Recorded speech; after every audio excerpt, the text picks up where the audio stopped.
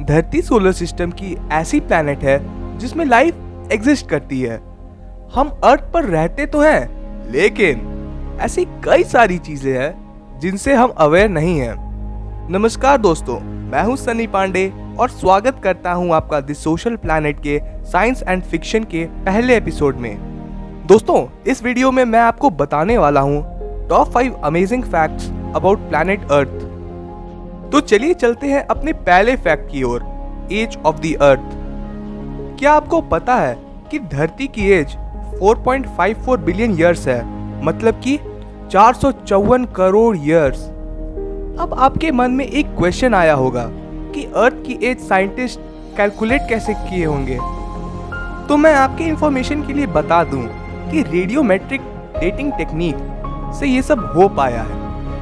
यह एक टेक्निक है जिसमें साइंटिस्ट्स किसी भी पत्थर या किसी भी मटेरियल की एज कैलकुलेट करते हैं। तो इससे आप समझ गए होंगे कि जो सबसे पुरानी पत्थर हमें मिली है वो 4.54 बिलियन ईयर्स पहले की है, यानी धरती के फॉर्मेशन की टाइम की। और इससे हमें पता लगता है कि हमारी धरती 4.54 बिलियन ईयर्स पुरानी है।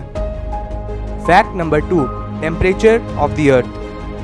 वैसे तो धरती की एवरेज टेम्परेचर 16 डिग्री सेल्सियस है, लेकिन धरती पर ऐसे बहुत सारे प्लेसेस हैं जहां टेम्परेचर नॉर्मल से बहुत ज़्यादा डिफर करती है। 10 जुलाई 1930 को डेथ वैली यूनाइटेड स्टेट्स पर आज तक की सबसे ज़्यादा टेम्परेचर रिकॉर्ड की गई है, जो कि 56.7 डिग्री सेल्सियस थी। अगर लोएस्ट टेम्परेचर की बात की जाए तो वो है -89.2 डिग्री सेल्सियस, जो जुलाई 21, 1983 को वोस्टॉक स्टेशन पर रिकॉर्ड की गई थी। Fact number 3, the earth was once believed to be the centre of the universe. पहले के साइंटिस्ट ये सोचते थे कि अर्थ यूनिवर्स की सेंटर है और सारे प्लैनेट्स और सन उसके चारों ओर घूमते हैं। इस मॉडल को कहते हैं जियोसेंट्रिक मॉडल।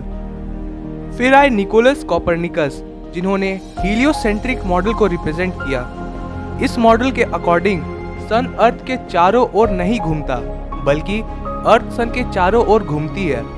और ये तो हम जानते ही हैं कि जियो मॉडल एकदम गलत है और हीलियो मॉडल एकदम सही।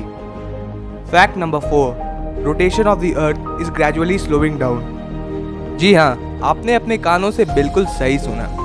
अर्थ की रोटेशनल स्पीड धीरे धीरे कम होती जा रही है। अगर हम डीएक्सेलरेशन रेट की बात करें तो ये 17 मिलीसेकेंड्स पर 100 ईयर्स की है। पर अर्थ की स्पीड कम क्यों हो रही है?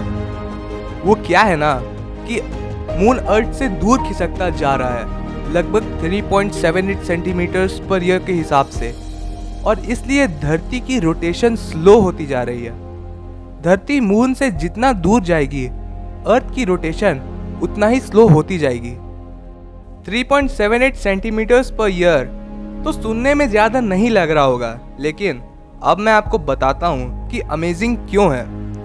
कुछ 454 करोड़ साल पहले जब चांद नया नया था, तब चांद धरती के बहुत ही सामने था और उस वक्त हर एक दिन लगभग 6 से 7 घंटे का होता था।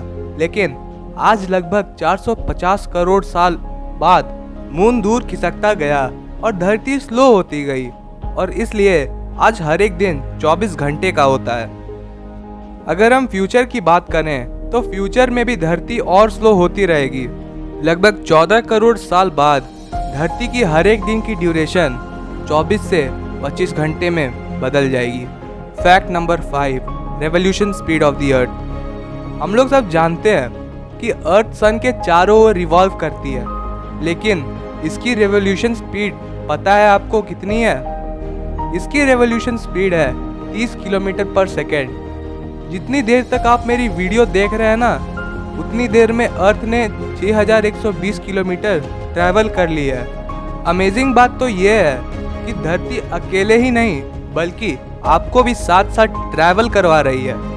इसका मतलब आप भी 30 किलोमीटर पर सेकेंड के हिसाब से रिवॉल्व कर रहे हैं, लेकिन आप इसे फील नहीं कर पा रहे हो। है ना ये कूल बात? That is what is amazing about earth. मुझे उम्मीद है आपको ये वीडियो इंटरेस्टिंग लगी होगी। अगर ऐसी वीडियोस देखना चाहते हैं तो इस वीडियो को लाइक करके हमारा चैनल सब्सक्राइब कर लें।